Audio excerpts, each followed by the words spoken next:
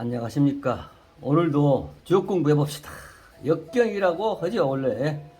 이제 주나라 때 문왕이 이제 계사를 만들고 그 아들이 주공이 효사를 만들고 그 다음에 공자가 이렇게 설명을 했죠. 그래서 그 시기를 합쳐서 주역이라 이렇게 이제 보통 사람들이 다 그렇게 읽죠. 자, 오늘은 이제 중천 근계의 구호와 상구를 공부할 차례죠. 항상 말씀드리지만 이 건, 원형, 이정 이 네 글자를 가지고 이게 계사잖아요. 근계 이걸 가지고 공자가 6번에 걸쳐서 이렇게 설명을 하죠. 그래서 누구나 다 공부할 수 있게 자세하게 설명을 해놨어요.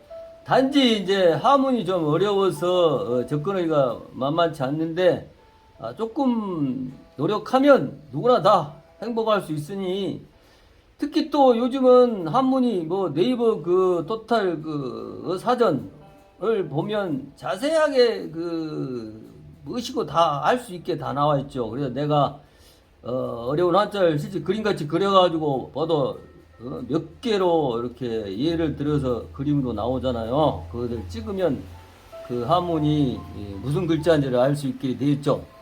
옛날 우리가 공부할 때는 옥편, 종이 옥편으로 그걸 찾느라고 고생깨나 하면서 했는데, 또 지금 또 유튜브에 많이 또 강의를 하죠. 이 지역 강의를. 그래서 자기가 자꾸 듣다 보면 사람 것이 내 마음에 듣는 그런 강의도 있고 그러죠. 그런 걸 찾는 것이죠, 내가. 그래서 젊었을 때일수록 빨리 공부를 시작한 사람들이 행복을 더 많이 누리고 살 수 있지 않나, 이런 생각을 해봅니다.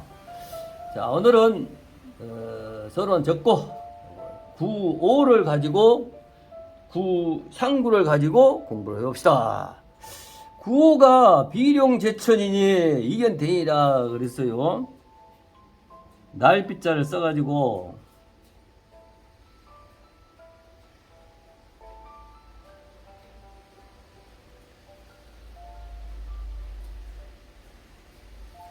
날비죠. 용이 하늘에 난다 스스로 또 용용자를 썼죠.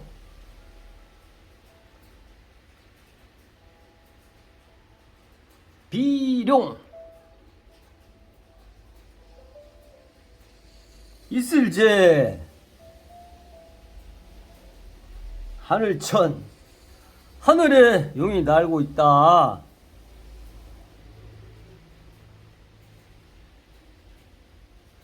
이로울리 볼겨 대인, 큰때자 사람인자 성인을 이야기한 거죠. 그래서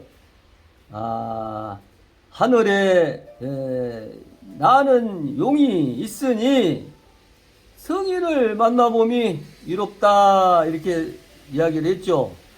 그래서 이것을 공자가 6번에 대해서 설명을 하고 있거든요, 이 효를. 그런데 내가 지금 3번째에 자세히 나온 설명을 따로 적어서 그걸 한번 공부해 봅시다. 그러면 이 비룡제천 이견대인이 이해가 빠를 거예요.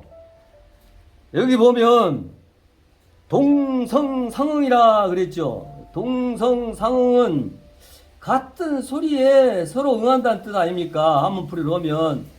즉 애기가 울면 젖달라고 울면 엄마가 가슴을 대주고 젖을 먹이죠.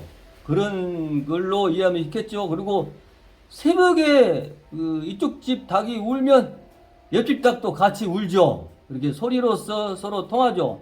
그리고 사람 인사적으로 이야기하면 사람이 내가 웃으면 상대도 웃잖아요. 이렇게 해서 서로 상응한다, 서로 화답한다, 이걸 화창이라고도 하죠. 그 다음에 동기상구, 동기상구는 이제 음양을 이야기할 수도 있죠.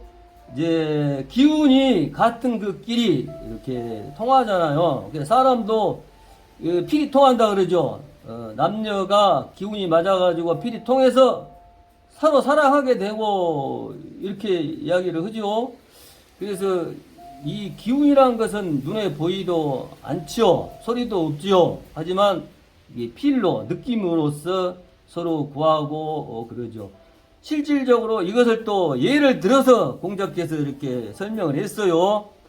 동성상응하고 동기상구를 이게 물을 예를 들었죠. 수류 습이라.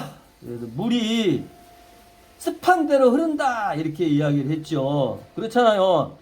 이게 비가 오면 날씨가 습해져 가지고 특히 사람들 이 노인네들 이런 그 몸이 막 찌뿌당하고 아프다 그러잖아요. 그래 습하면 이제 몸이 이제 이렇게 움츠리게 되잖아요. 그래서 피부도 혈관도 움츠리게 되니까 피가 잘 안 통하니까 몸이 아프죠. 기가 안 통하니까. 그리고 비가 오면 물이 이제 마른 땅에 물이 오면 습한 대로 이렇게 낮은 대로 쭉 흘러가지요. 그래서 물은 습한 대로 흐른다. 그리고 이 보라자 써가지고 치조라. 그래서 또 불은 이 마른 대로 타지요. 그래서 우리가 무슨 장작 같은 걸 피울 때 보면 이제 불쏘시개를 해서 마른 불쏘시개를 해서 태웠다고 보면 이 마른 데부터 타고 습한 데는 말라가면서 그게 타죠. 그래서 이 화는 마른 데부터 취한다. 즉 이 물이 이제 연못에 고여 있다가도 햇빛을 쬐고 오면 그 기운이 이제 기화가 돼가지고 하늘로 오르죠. 그래서 하늘에서 다시 구름이 만들어져서 또 비가 내려오고 이렇게 순환적이 된다 이렇게 볼 수 있죠. 그래서 동기상구에 대해서 이렇게 설명을 했어요. 그리고 구름은 용을 따른다. 즉, 이 용은 군자잖아요. 그래서 이 구름은 백성으로 이제 여기서 봤어요. 그래서 군자가 똑바로 하면 백성이 잘 따르죠. 그럼 즉 올바른 지도자 아래는 좋은 백성들이 많죠. 그래서 백성들이 좋은 그 군자를 따르죠. 그래서 운종용이라 올바른 군자 밑에 백성들이 행복하게 살 수 있죠. 그리고 풍종호라. 이제 이 범이 달리면 바람이 일죠. 여기서도 이제 이 범을 군자로 보고 바람을 백성으로도 볼 수 있죠. 이 범이 굉장히 빠르잖아요. 그냥 쫙 달리면 그 바람이 따라가죠. 지금 이 동성상응과 동기상구를 이렇게 이제 예를 들어서 설명해놨죠. 성인이. 그래서 성인작 이 만물 도라. 그래서 성인이 이제 이렇게 주관을 하죠. 만물을 보고. 그래서 번호 천자 친상이라. 본래 하늘에 있는 자는 위에 있는 걸 따르고 이해하고 취하고, 그리고 본래 땅에 있는 자는 밑에 있는 걸 친하다.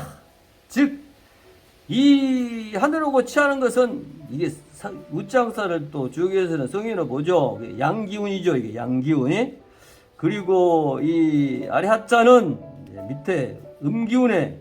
그래서 이제 식물이나 뿌리 이런 걸 이야기하죠. 그리고 여기서 이야기한 만물은 해와 달, 별, 벌레, 짐승, 사람, 초목까지도 다 어울려서 이 세상에 있는 것을 만물이다 이렇게 이야기를 하죠. 그래서 여기서 즉 각종 기류야라 그래가지고 여기서 이제 해석을 하면 그 기자를 먼저 해석을 하죠. 원래 한문에서 그게 이제 무리유자 아닙니까? 모든 무리가 각각 따른다 이 말씀을 이제 마지막에 정리를 했죠. 즉 각종 기류야 모든 종류가 각각 이제 자기에 맞게 이렇게 따른다 이렇게 해석을 했죠. 공자께서. 그러면 이제 마지막 효 상구를 공부해 봅시다.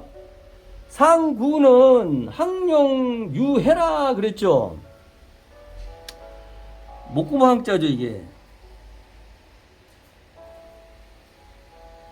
더 이상 올라갈 자리가 없죠.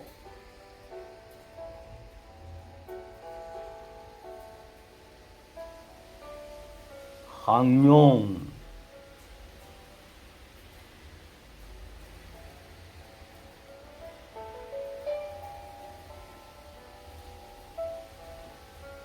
항용유해라. 이것도 그 공자가 세 번째에서 설명을 가지고 알아듣기 쉽게 설명을 해봅시다.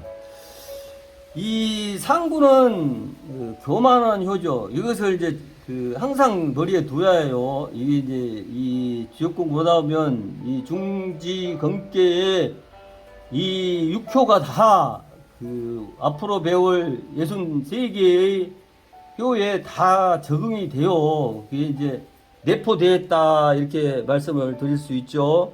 그래서 상구는 교만한 효다 하는 인식을 머리에다가 간직하세요.